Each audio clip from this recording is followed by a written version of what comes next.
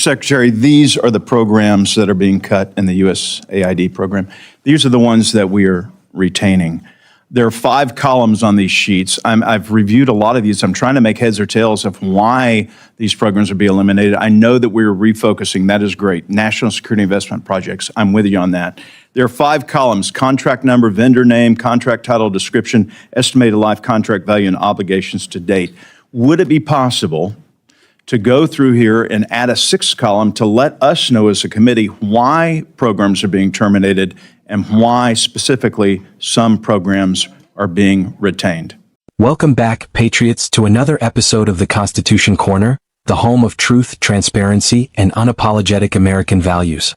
Before we dive in, don't forget to hit that like button, subscribe to the channel, and ring that notification bell so you never miss when we expose government waste, overreach, and hypocrisy.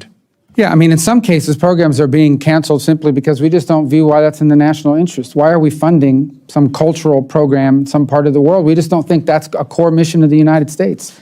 So, I mean, we could elaborate more in a 6th column in that regard. Some of them we're not claiming fraud. We're just saying we shouldn't be spending money on that. I mean, I was reading the list here a moment ago. I probably put it away, but there are a bunch of programs here that I would ask myself, I mean, do we really need to spend, I'll give you one example here.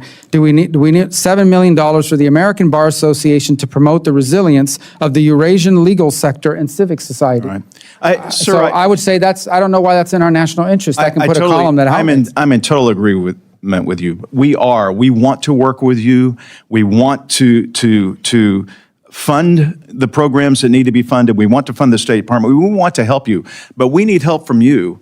Would you commit to having your senior official staff spend some time with us and our staff and our committee staff going through these spreadsheets so that we can more in detail understand where you're coming from? Yeah, absolutely.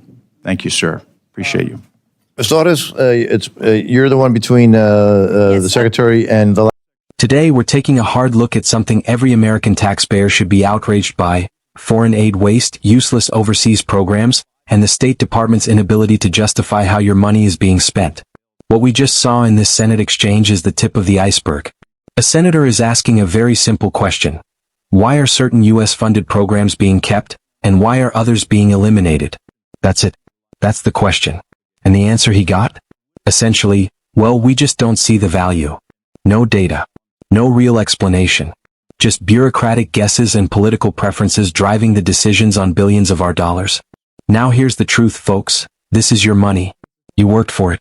And bureaucrats in Washington are spending it in countries most of us couldn't even find on a map, on programs that have absolutely nothing to do with the safety, security, or prosperity of the American people. Take this example from the hearing. $7 million for the American Bar Association to promote resilience of the Eurasian legal sector and civic society. Really? $7 million? When our own legal system is struggling. When veterans can't get timely care. When we've got Americans living paycheck to paycheck, and schools without basic supplies. This isn't just about waste. This is about misplaced priorities. And this is where we, as patriots, need to draw the line. We are not the world's piggy bank. We are not responsible for propping up legal systems in Eastern Europe or sponsoring cultural events in parts of the world that don't even like us. What about our own borders? What about American cities suffering from homelessness and drug epidemics? Where's the funding for those issues? And to make things worse, this hearing shows us that even when Congress tries to get answers, bureaucrats give vague responses and empty reassurances. The Secretary committed to adding a 6th column to justify program cuts. But why hasn't that already been done? Why wasn't this a priority from day one? Let me tell you what this is really about. This is about a bloated, unaccountable bureaucracy that has operated unchecked for decades. This is about career officials making ideological decisions with your money, with zero regard for how it affects Americans at home. And the worst part? If the Senate wasn't grilling them on these issues, they just keep doing it, quietly behind closed doors year after year. We need to restore America First priorities. We need to fund national security, border enforcement, veteran services, and American jobs, not elite nonprofit projects in Eurasia or cultural initiatives that do nothing to protect the homeland or strengthen our economy. Senators should not be begging for spreadsheets to be filled in. They should be demanding accountability, and heads should roll when there's this level of incompetence or negligence. Here's the takeaway. If we don't fight for transparency, if we don't demand real reform, this reckless spending will never stop. The bureaucrats won't stop themselves. They're too used to using our tax dollars as their personal international slush fund. So here's the call to action. Contact your senators. Ask them where they stand on foreign aid reform. Demand that every dollar spent abroad be justified. And most importantly, vote for leaders who put America first. Thank you for watching today's episode of the Constitution Corner.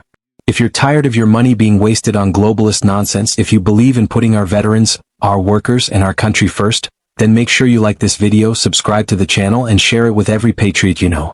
Together we will take this country back, one truth at a time. God bless you, and God bless the United States of America.